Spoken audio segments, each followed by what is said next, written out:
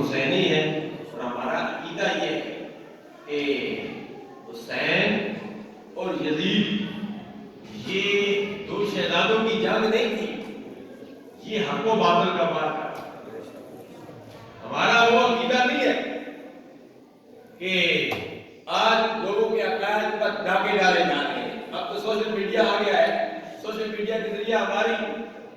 نئی نسل، نوجوان نسل سوشل میڈیا سے بہت قریب ہے، تو وہ کئی قسم کے سوالات کو کرتے ہیں، کئی قسم کی تقاریریں، وہ تذبذب کا شکار ہو جاتی ہے۔ تذبذب کا شکار کیا ہو؟ مدنی چینل کے ساتھ آپ پیوستہ رہیں، علماء کے ساتھ آپ پیوستہ رہیں، اذکاروں کے ساتھ آپ پیوستہ رہیں، الحمدللہ گمراہ نہیں ہوگی۔ اگرچہ یہ دور بڑا ہی پرفتن دور ہے، خیر القرون قرنی ثم الذین یلونہم، سرکار کا سب سے بہتر زمانہ میرا زمانہ ہے، پھر اس کے بعد والا، اس کے بعد والا، جو وقت آئے گا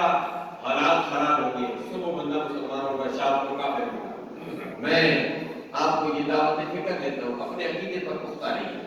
بڑا پرفتن دور ہے، ایک نہیں کئی فتنے، قادیانیت کے فتنے سے تو سب کو پتہ ہے قادیانیت کا فتنہ ہے، لیکن قادیانیت کے فتنے کو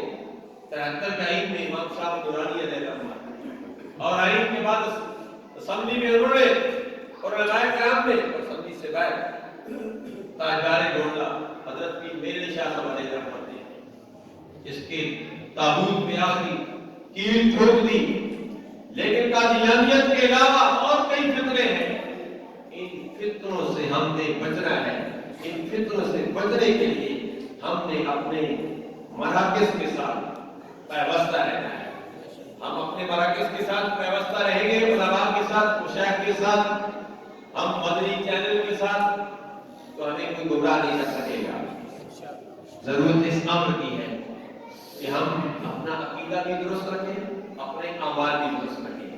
میلاد کا لنگر بھی کھائیں، اور جس